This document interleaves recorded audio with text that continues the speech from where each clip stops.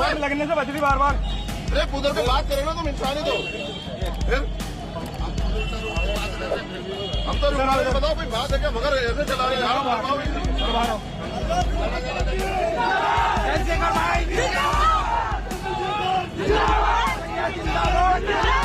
मैं फिलोसफर नहीं, ये तो आप अगर आपने इतिहास पढ़ा हो तो आप जानते हैं जैन धर्म बहुत पुराना, और जैन धर्म के साथ ही हम चंद्रगुप्त मौर्य को देखेंगे तो उन्होंने जैन धर्म स्वीकार किया, यानी कि जैन धर्म का अस्तित्व था।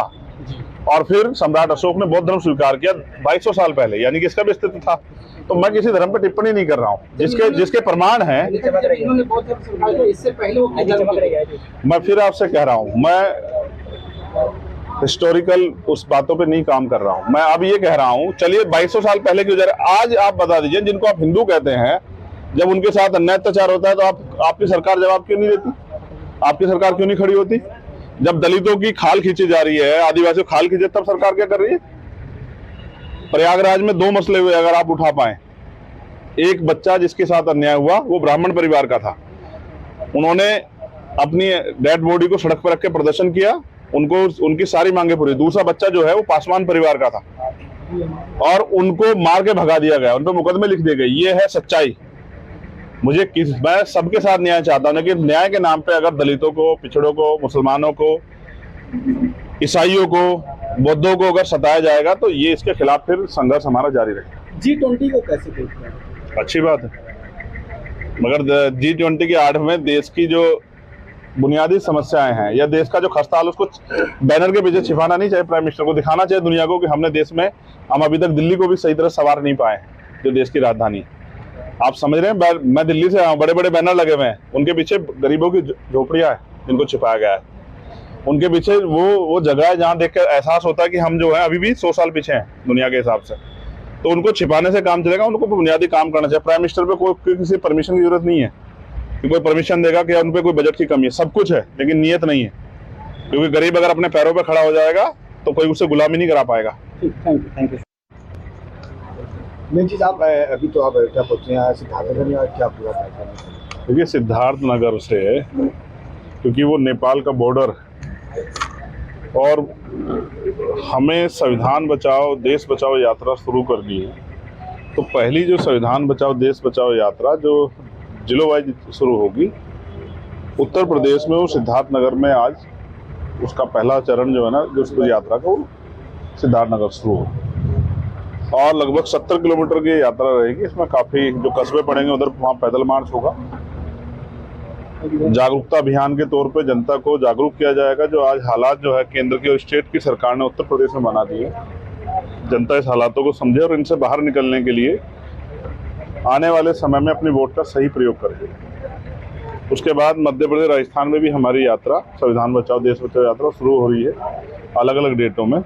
तो उत्तर प्रदेश में क्योंकि मेरी जिम्मेदारी यात्रा शुरू कराई जाए, क्योंकि उत्तर प्रदेश एक बड़ा सूबा है और केंद्र का रास्ता जो है वो उत्तर प्रदेश से होकर जाएगा और यहाँ भारतीय जनता पार्टी मैक्सिमम सीटों पे विजयी है। तो बीजेपी का विजय रथ जो है हम लोग उत्तर प्रदेश में रोकेंगे, उसकी तैयारी हम लोगों ने कर ली। देखा जाए अगर आप इस समय अयोध्या में, आज का इसमें जो देखा जा रहा है कि जो राजनीति है अब कहीं ना कहीं धर्म को लेकर हो गई है, तमाम विवाद खड़े हो रहे हैं, चाहे रामचरितमानस को लेकर कहा जा रहा है, तो अब सनातन धर्म को लेकर आप क्या? मैं फिर ये कहूँगा कि धर्म आदमी का व्यक्तिगत मसला है। कोई किसी धर्म को मानता, कोई किसी धर्म का अपमान करने का अधिकार किसी को नहीं, लेकिन राजनीति में जब भी धर्म जुड़ जाएगा तो आपके वास्तविक मुद्दे दूर हो जाएंगे। आज महंगाई है, बेरोजगारी है, आज जो है कास्ट एट्रोसिटी हो रही है, आज तमाम तरह से जो है नौजवान परेशान है, पेपर लीक हो रहे हैं, दरोगा भर्ती में आप देखो, 69 शिक्षक भर्ती में आप देखो।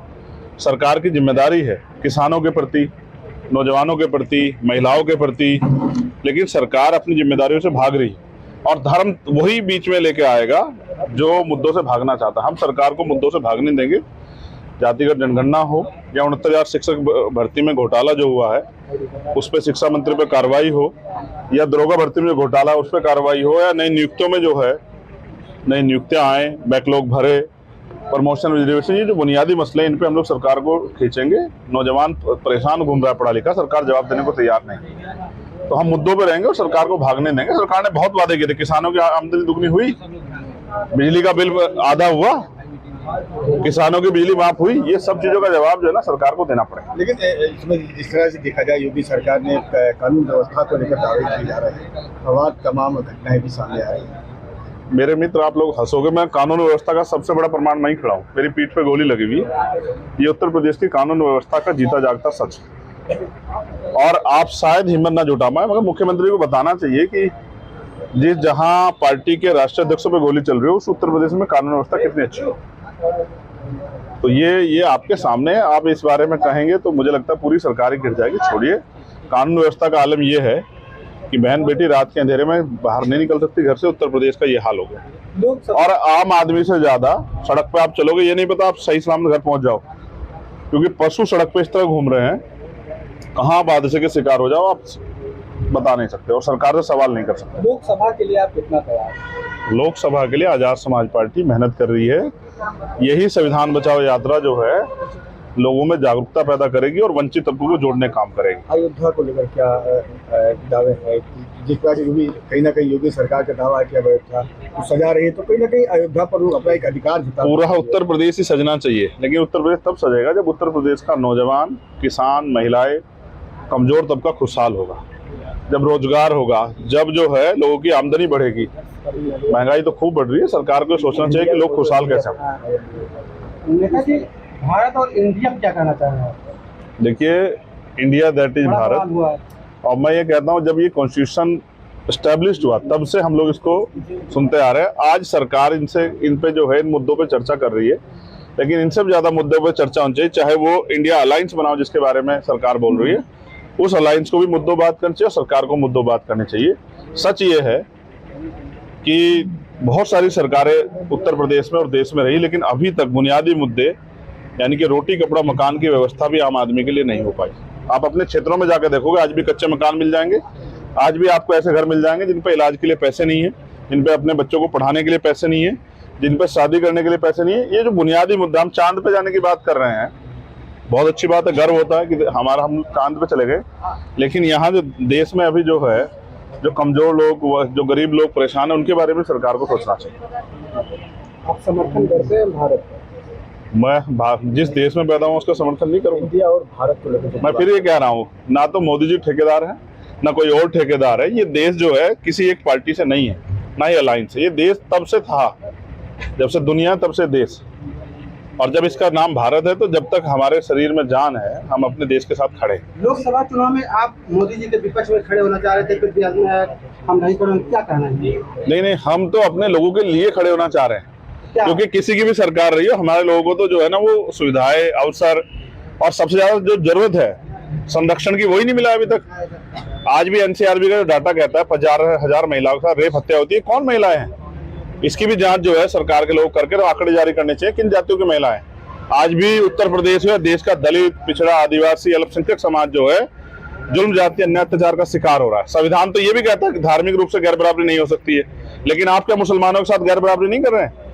क्या आप सिखों के साथ गैर बराबरी नहीं कर रहे हैं? क्या आप ईसाइयों के साथ, बुद्धिस्टों के साथ गैर बराबरी नहीं कर रहे हैं? आपको अपनी छोटी छोटी बात पर रोना आ जाता है। मुझे बताओ, यहाँ बुद्ध विहार या भगवान बुद्ध से जुड़े कोई कार्यक्रम होता है, बजरंग दल के लोग जाके वहां लाठी चला देते हैं, मूर्तियां गिरा देते हैं, जाके चर्च को जो है ध्वस्त कर दे रहे हैं। इस पे सरकार क्यों नहीं बोल रही? धर्म आदमी का व्यक्तिगत मसला है, धर्म को राजनीति में सरकार के लोग ला रहे हैं। और मैं फिर कह रहा हूँ, हमारी राजनीति मुद्दों की है, हम धर्म पे जाएंगे। लड़ेंगे कि अकेले लड़ेंगे? ये पार्टी का फैसला। एबीपी गंगा, खबर आपकी, जुबान आपकी।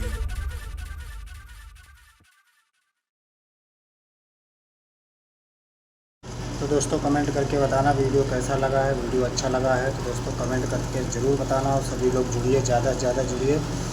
और दोस्तों चंद्रशेखर आज़ाद जो कर रहे हैं हमारे संविधान के मुताबिक, क्योंकि हमारी जनता जो है बहुत अंधविश्वास में खो गई है, इसलिए सभी भाई जितने, मैं तो यही कहना चाहूँगा, सभी लोग एक रहिए। इसी तरीक़े से अगर हमारी चंद्रशेखर आज़ाद भाई जनता को, समाज को अगर सभी को जगाते रहे, तो एक दिन हमारा समाज जो है जागरूक हो जाएगा।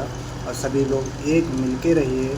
मैं ये नहीं जात बिरादरी नहीं कर रहा हूँ, सभी हिंदू, मुस्लिम, सिख, ईसाई, जो हमारा संविधान बनाया है, जो बाबा साहब ने बनाया है, क्योंकि अगर संविधान नहीं होता तो आज जो स्थिति आज के लगभग आपने 50 साल पहले तो देखी होगी, अंग्रेज़ों का ज़माना चल रहा था। बाबा साहेब की जो हिम्मत थी, जो कलम के बलबूते, संविधान के बलबूते जो हमारा देश आज़ाद कराया है। तो दोस्तों सभी लोग जुड़िए ज़्यादा से ज़्यादा आर्मी, भीम आर्मी में, और सभी लोग सपोर्ट करिए दोस्तों। इस वीडियो को ज़्यादा से ज़्यादा शेयर करिए। वीडियो अच्छा लगा हो तो कमेंट करके बताना दोस्तों। मिलते हैं अगले वीडियो में, तब तक के लिए दोस्तों बाय बाय।